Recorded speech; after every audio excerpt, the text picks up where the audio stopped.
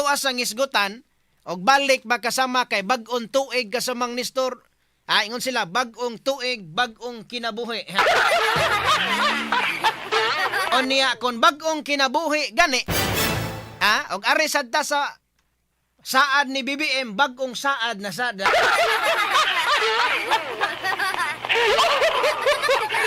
Ngano man nga bag-ong saad man. Tungod kay napakya siya mga sukindig paminaw sa iyahang gisaad ngadto sa mga tao.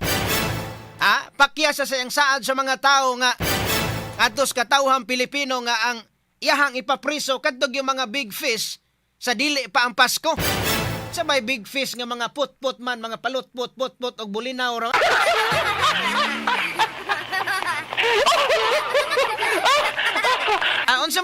Unsa may pagtuos mga tao, bugo.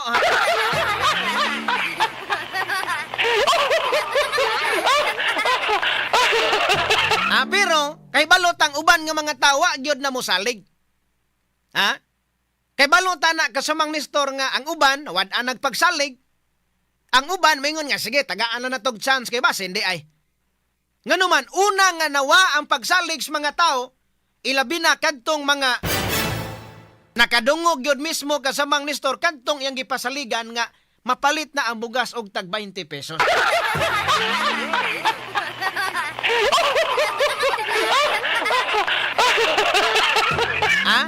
Asa man muramag nahilom ang 20 pesos nga bugas.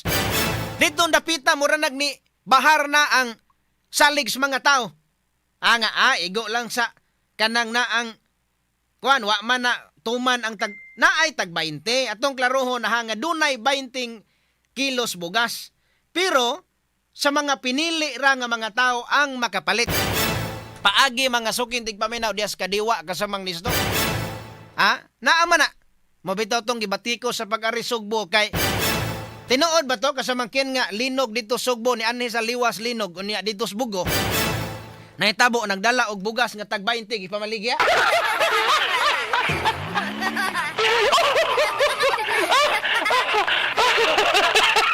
Unsa man to tinuod to?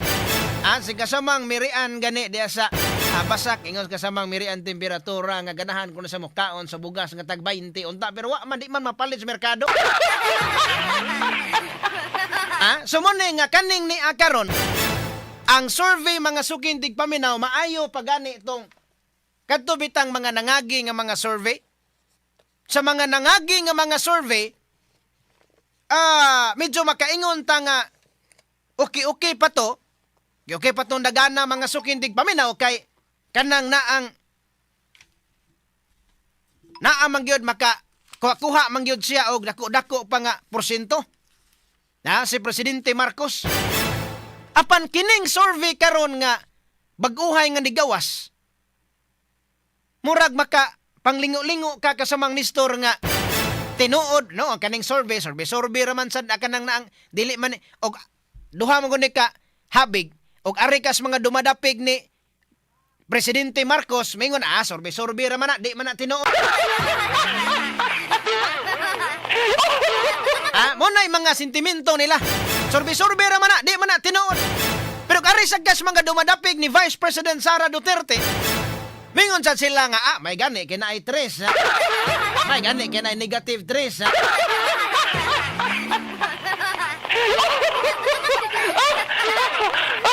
Kay ispuko mo na. Negative 3 mga sukindig paminaw ang yaha nga net trust sa buwan sa Nobyembre karon tuiga.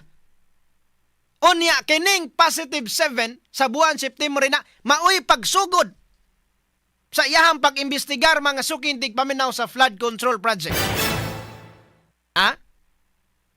Unya sa ato pa ang tag 20 kilos bugas wa gidi ay ni kagat. Ikaduha ang anomalya sa flood control project wa gidi ay makatabang sa pagsalig sa mga tao ni Presidente Marcos. Dako kayog balawion kasamangkin. Pila may bawiuno ni Presidente Marcos ikumparar nimo sa kang Vice President Sara Duterte. Hinoon by 2028 dili naman makadagan si Presidente Marcos kana kung doon na eleksyon sa 2028.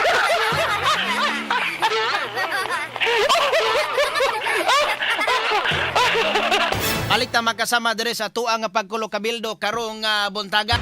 Straight to the point. Ato ang balikan no kay anang na ang ato mga sukindig paminaw nga hatagan og nipagtagad ba kaning sa ratings dako pa kayog panahon nga makabawi mga sukindig paminaw si Presidente Marcos, no? Pero kani mo'y tan-awon kung mag-change gear siya, dapat mag-change gear siya kasamangkit. Ha? Kay karon daw nabitay mga isyu nga gihapak ni Vice President Sara Duterte.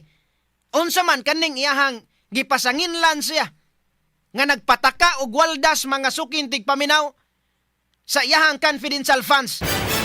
Mao man ni ang bugat nga isyu karon nga ilaha mga sukintig paminaw ang gikastigo si Vice President Sara Duterte. Apil pa si kanhi Presidente Duterte mga sukindig paminaw gipadala sa ICC. Ha? So, bisan pa man og gipasanginlan si Vice President Sara Duterte nga nagpatakag waldas sa iyaha mga sukindig paminaw confidential funds, apan wa mo kunop ang iyahang mga supporters kasamang listo. Ha? Wa ba mo kuan ba kana bitang wala ma-discourage ang noon natingali mga na-discourage pero naapoy wala.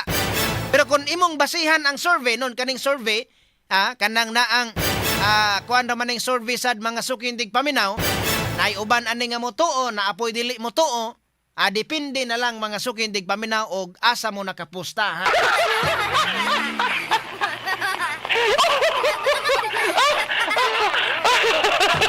Pero kana mga naminaw na to karon kahibalo na sila kasamangkin oy.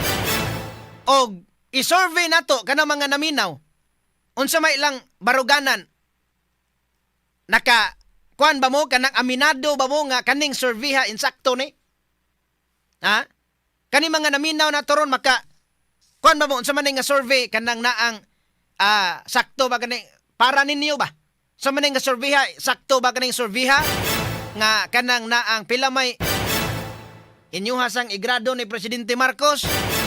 Ha? Balitan kanang ibutang lang nato og kanang 1 to 10 kasamangkin o niya kanang 10 is the highest. No? Kanang 1 to 10 ka Vice President Sara Duterte po. Kay kaning ni ang gisurvey ani pila ra man ni kataw. Di aman ni dinhi ang kuan di ani. Mga libo kapin ra man ni mga sukindig paminaw ka mga tao ang gi survey ani no di dire ay. Mildos. Ang kaning nga masurvey mildos ka mga adults. O niya dunay so ang kang Vice President Sara Duterte positive 31. Ang iyaha mga sukindig paminaw nga net trust. So kaning ni gimuha ning og kuan pa kayo ang kinahanglan pa nga makabawi si Presidente Marcos og 30 31 og 3 34. No? Kinahanglan mo kuha mo kayod pa siya mga sukindig paminaw og 30 kuan ani kanang naang 34 para nga makatabla sa ni Vice President Sara.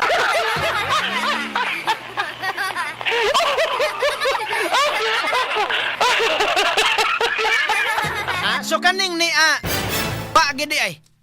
Kon pananglitan kon aton tuhuan ang survey kasamang Nestor ba. Kon atong tuhuan ang survey ang mga tao mga sukindig paminaw bisan pa man katong uban nga nang gawas na ingos kasada nagrally para sa korupsyon apan ang uban nga mga tao dunay mga anang naang nagpakahilom ra nga mga tao diha nga kuan pod ang ilaha ba nga nag-igo las pagbagulbol. Kaya kung imong tan-awon why epekto mga sukindig paminaw ang pag-umol sa investigasyon sa mga kurakot. So kaning ni karon labi na mga sukindig paminaw nga ang nga priso mga gagmay ra. Noon di lang ta magdali pod pero mo lagi na nga kanang naang ingon sila time is gold.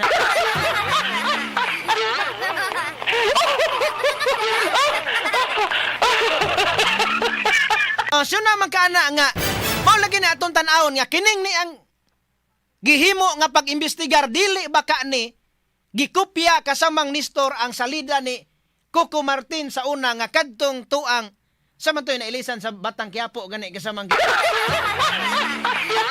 iba naman toy Bagong Quiapo unsa man tong usa katang naang ang probinsyano de dili ba kani ang salida lamang ba? Salida lamang aron kuno mga sukintig paminaw nga mutuo ang mga tao nga magpaimbestigar. Nganuman karon dako kayong makapangutana ta nganuman nga kaning yang iyahang pili nga maoy gitahasan niya mga sukintig paminaw pag-imbestigar sa flood control project nganong nag-inanay naman kini og kanaog. Nganong nag-inanay man og pahawa diha sa Independent Commission for Infrastructure. Muna lisod man gud kaayo nga pananglitan kaning ang gipangkuha gud nga mga tao de kalibre mga sukindig paminaw aduna gyoy kanang naang pangan ba nga ligdo nga mga tao.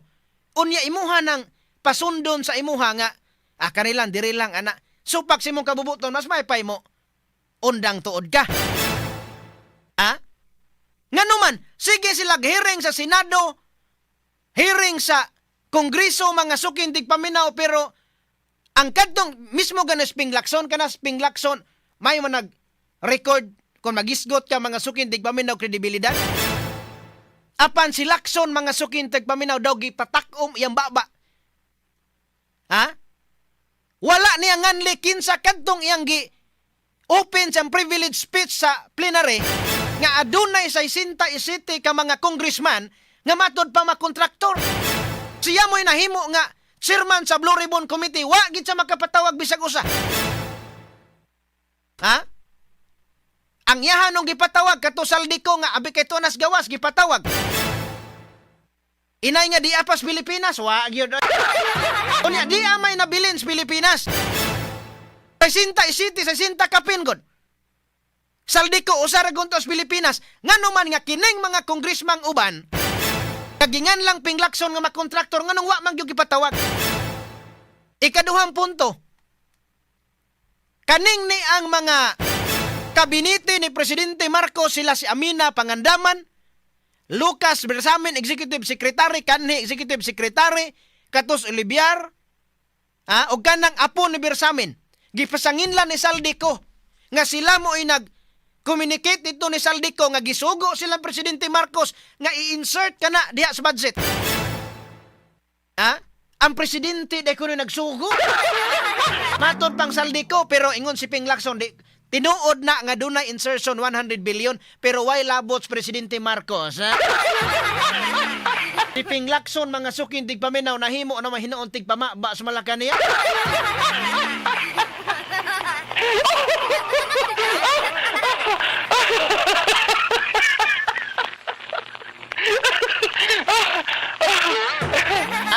Paita kinabuhi abi.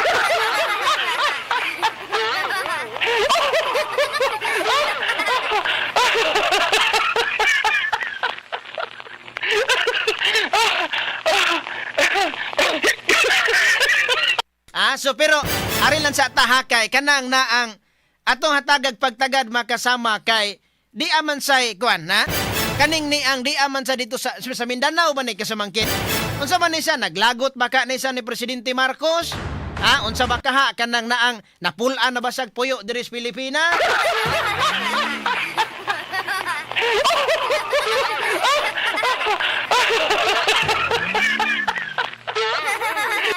Karon taw atuan ng atagan og pagtagad sad kay do na magudtoy kuan sa Pasko to no sa Pasko to.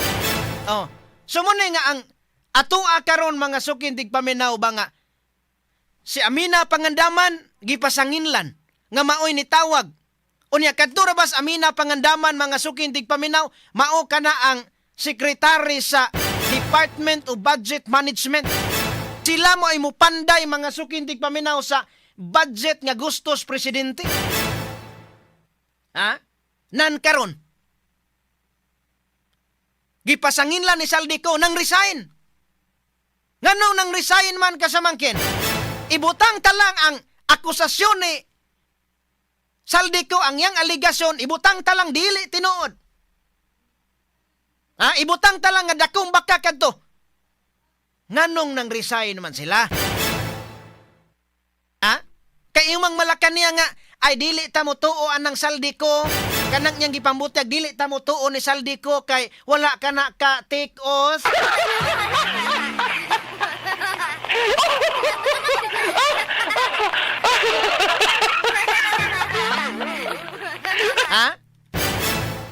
Matod pa mga sukindig paminaw nga karong sa kasaysayas Pilipinas ang 2025 nga budget. Maoy pinakakurakot nga budget. Pinakakurakot nga budget. Wa gyud si pangandaman. Wa gyud ipatawag sa pangandaman. Unsa man tinuod ba ning giingong Saldico? Noon basig unya na ipatawag nila kasamangkin kung Saldico maka uli na diri sa Pilipinas. Unyag makauli na sa Pilipinas. Unya kaning ni ang kuan karon. Kaning nahitabo sad makasama sa kang Cabrals nga file. Ang mga buaya, mga sukintig paminaw, kahibalo ko pagkamatay ni Cabral na lipay ito.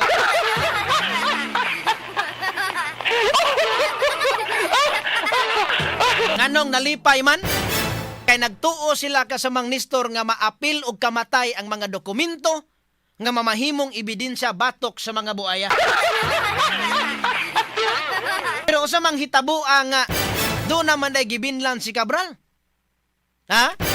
Si Congressman Leandro Leveste, mga sukindig paminaw. Siya mo'y gibinlan karon sa file si Cabral. Unya gani karon si Cabral nakadawat sa mga sukindig paminaw og kanang naang mga mensahe gikan sa DPWH nga kanang congressman. Hilom na lang congressman kay ayaw na lang og saba-saba kabahin anang naang mga project sa DPWH tungod kay pila may imong gusto nga ibutang namo nga budget nga project des imuha nga distrito.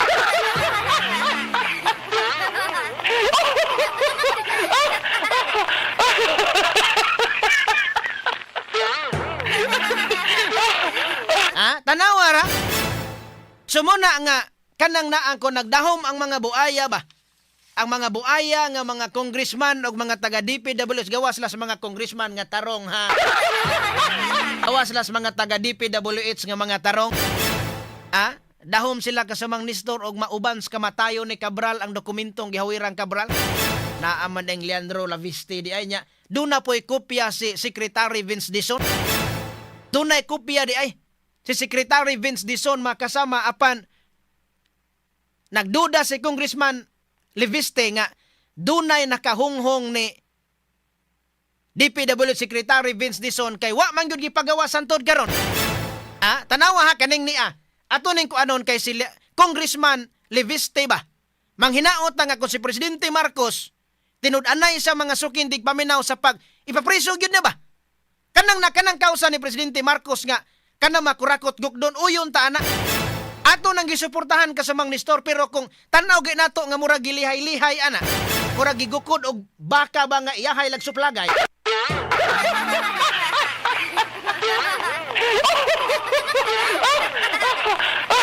Kani batan-on pa gani ning ni ang mao nga congressman kani mo ni anak ni Senador Loren Legarda si Leandro Leviste. Batan-on pa gani kasamang Nestor pero isog na kaayo nga gusto gyud pud siya nga masumpo ning kurakot. Kay kahibalo sa kinsa mo kuan dia. Pananglitan karon og ganahan gyud Presidente Marcos nga makabawi iyang ratings no. Iya ka nang tinuod nga kurakot total. Total ngano man kani para sa dili man para sa iyang kaugalingon ng iyang ratings og mutaas. Para sa mga anak kay politiko na.